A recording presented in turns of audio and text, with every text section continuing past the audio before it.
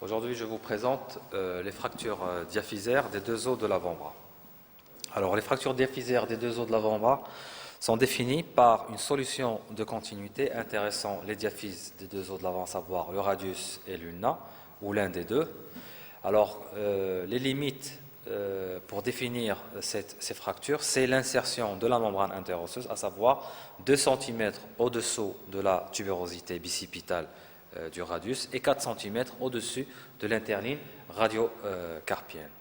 Alors, le pronostic de ces fractures, elles compromettent essentiellement la fonction principale de l'avant-bras, qui est la pronosupination, qui est le geste de ramener la paume de la main vers le bas ou vers le haut et qui permet le geste de préhension de la main. Alors, les objectifs de ce cours, tout d'abord, définir ce qu'est une fracture de l'avant-bras, en établir le diagnostic radioclinique, en citer et décrire les complications, citer et décrire les formes cliniques que peuvent prendre ces fractures, citer les principes du traitement et leurs complications, et enfin définir le pronostic.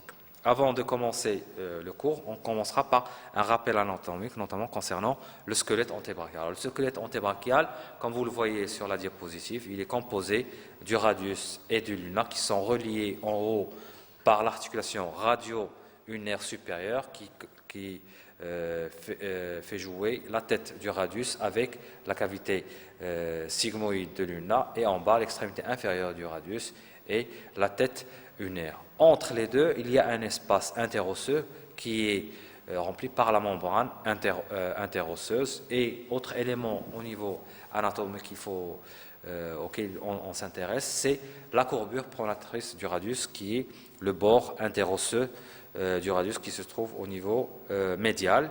Et cette courbure pronatrice est l'un des objectifs anatomiques qu'il faut restituer lors de ces fractures, d'une part. D'autre part, il faut savoir que sur le plan fonctionnement, la pronosupination, elle se fait par un radius qui se déroule sur l'ulna. Dans la diapositive suivante, on voit bien ce qu'est la pronosupination, qui est le geste de ramener la paume de la main qui regarde vers le bas, et le sens inverse qui est la supination. Alors, dans cette pronosupination, il y a certains impératifs qui ont été décrits par un anatomiste et chirurgien, qui est le DESTO, qui sont au nombre de 5. Tout d'abord, il faut qu'il y ait une longueur des deux os doit être intacte pour qu'il y ait une pronosupination correcte. Les courbures pronatrices doivent être correctes et intactes, qu'il n'y ait pas de décalage entre les deux os. Et l'espace interosseux que j'ai décrit tout à l'heure doit être libre, il ne doit pas être comblé pour ne pas bloquer cette pronosupination. Et bien sûr, il faudrait absolument que les deux interlignes articulaires, à savoir la radio-ulnaire supérieure et la radio-ulnaire inférieure, fonctionnent correctement, qu'elles soient intactes. Toujours dans ce chapitre anatomie, on s'intéressera de ce qu'est les loges, notamment les loges de l'avant-bras. Elles seront intéressées d'une part par le fait des complications qu'elles peuvent avoir, notamment le syndrome de loge. Alors, sur le plan épidémiologique, il faut savoir que c'est des fractures qui ne sont pas vraiment fréquentes, mais sont plutôt fréquentes chez l'enfant. C'est plutôt l'enfant, plus de garçons que de filles. Elles touchent 3 à 7% des fractures constituent de l'enfant. Et il y a une pique de fréquence, notamment chez l'enfant vers l'âge de 5 à 8 ans et 12 à 14 ans. Les circonstances, c'est essentiellement des jeux d'enfants, notamment les jeux de récréation, les jeux scolaires essentiellement, dans certains cas les accidents de la voie publique, les accidents de sport, les agressions aussi. Le plus souvent, le mécanisme est un mécanisme indirect par opposition au mécanisme direct. Le mécanisme indirect, c'est-à-dire que la force causale de la fracture s'exerce loin du foyer de fracture, à l'opposé où le mécanisme est direct, c'est-à-dire le point d'action de la force causale vulnérante de la fracture s'exerce au niveau de l'élément osseux intéressé par la fracture. Là, c'est le segment du squelette de l'avant-bras. Les lésions osseuses sur le plan anapathe peuvent être d'un type de trait transversal, oblique, comminutif ou avec un troisième fragment. Elles peuvent intéresser un seul os. Le plus souvent, c'est l'ulna qui est touché d'une manière isolée, mais le plus fréquent, c'est les deux os qui ont. Le siège, le plus souvent, c'est le tiers moyen. Sur le plan anatomopathologique, toujours, les déplacements sont tributaires d'un jeu musculaire et d'équilibre entre le cours supinateur et le rang pronateur en proximal et le rond pronateur et le carré pronateur en distal. On va voir selon le siège situé au niveau du tiers supérieur ou tiers moyen ou bien tiers inférieur. Alors le fragment proximal, si le trait de fracture siège au niveau du tiers supérieur, l'union du tiers supérieur et du tiers moyen du segment antébrachial, le court et le long supinateur vont entraîner le fragment proximal en supination par opposition au fragment distal qui sera sous l'emprise des pronateurs, à savoir le rond pronateur et le carré pronateur, donc il se mettra en pronation. Il est important de savoir de reconnaître ce type de déplacement. Pourquoi? Ça nous permettra de mieux agir lors des manœuvres de réduction, à savoir réduction pour un traitement orthopédique ou réduction lors de l'ostéosynthèse. Si le siège de fracture intéresse le tiers moyen, alors le fragment proximal se retrouve dans une position neutre du fait que l'action du rond pronateur va neutraliser l'action du court supinateur, donc il se retrouve proximal se retrouve dans une position neutre. Par contre, le fragment distal sera sous l'action de carré pronateur et se mettra en pronation. Là, c'est les différents déplacements engendrés en rapport avec le jeu musculaire au niveau de l'avant-bras. Les lésions anapathes qu'on peut voir, c'est les lésions articulaires, notamment l'articulation radio-ulnaire supérieure ou la radio-ulnaire inférieure. Ils vont former des entités particulières, des formes cliniques. On verra lors du chapitre clinique. Les lésions de la membrane interosseuse, on peut voir les lésions musculaires, les lésions vasculo-nerveuses, des lésions cutanées ou des lésions associées intéressant d'autres segments osseux. Sur le plan clinique, c'est généralement l'interrogatoire qui va nous révéler un craquement, de la douleur, une impotence fonctionnelle totale, c'est-à-dire une impossibilité de pronosupination chez le sujet. On s'enquérira de l'heure du dernier repas pour un éventuel geste sous anesthésie s'il est nécessaire pour la prise en charge dans l'immédiat. Sur le plan toujours clinique, l'inspection, on retrouvera le tableau typique d'un traumatisé du membre supérieur, c'est-à-dire une attitude, ce qu'on appelle l'attitude du traumatisé du membre supérieur.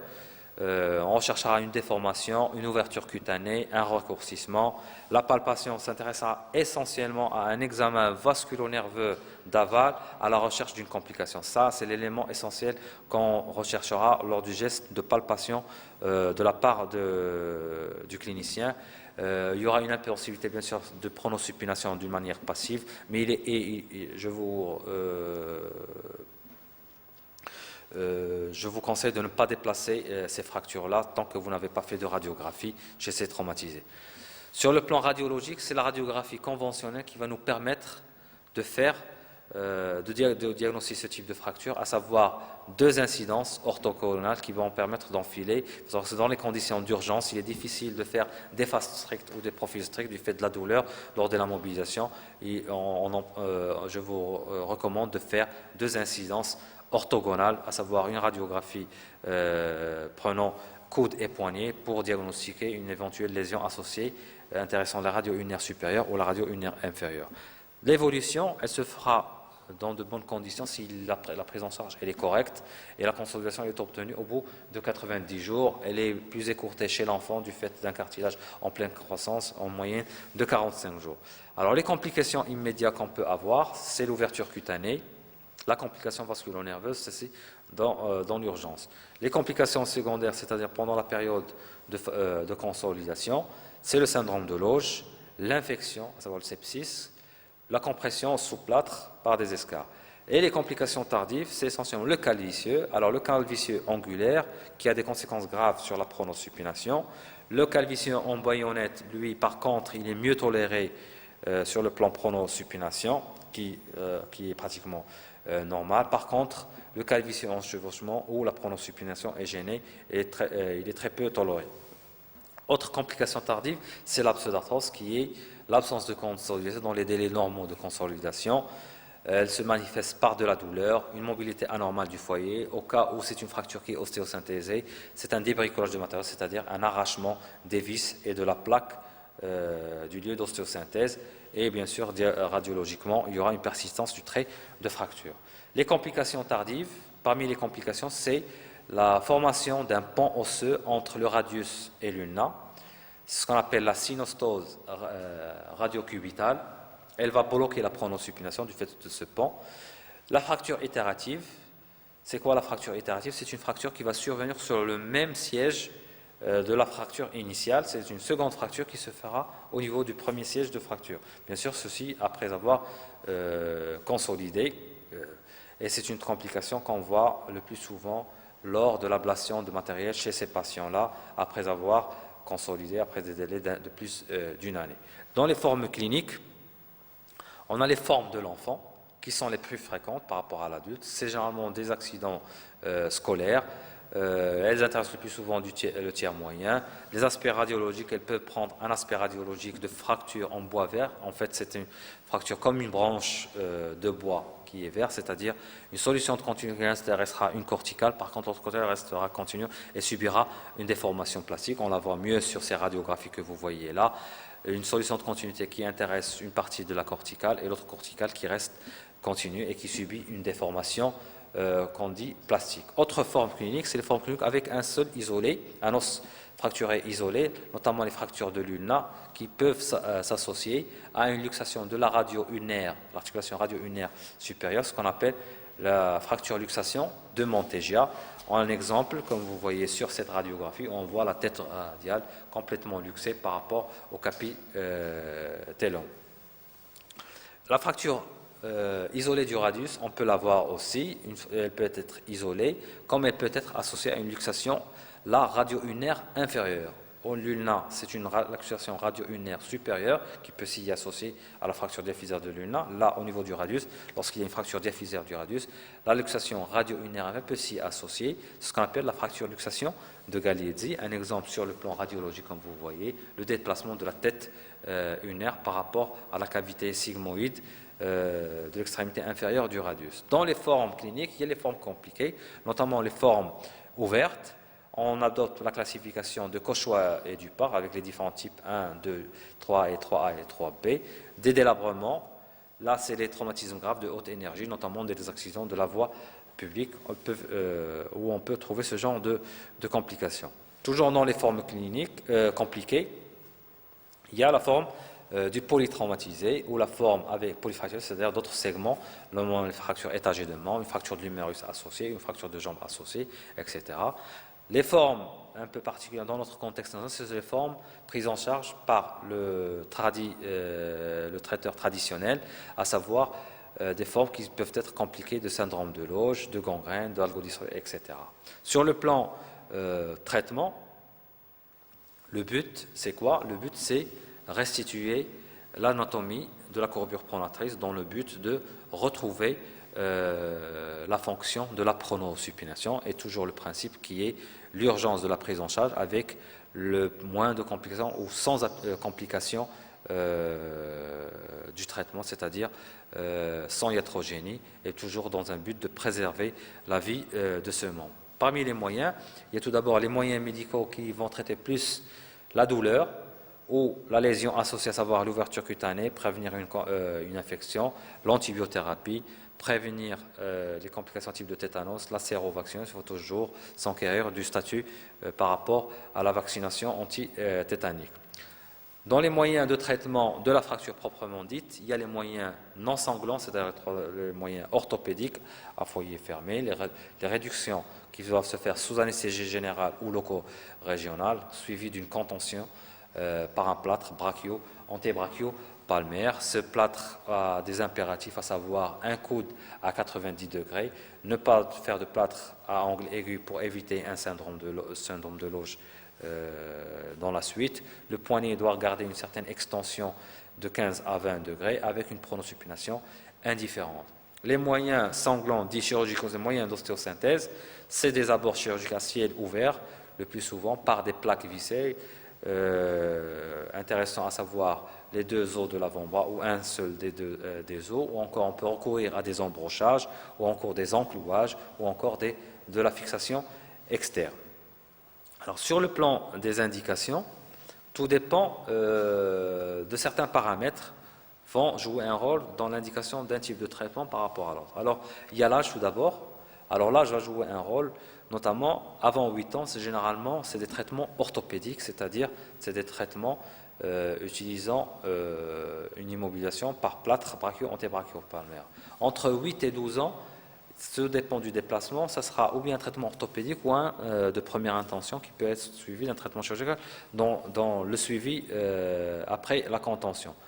Par contre, au-delà de 12 ans, c'est des traitements comme l'adulte, c'est des traitements chirurgicaux, notamment des fractures déplacées.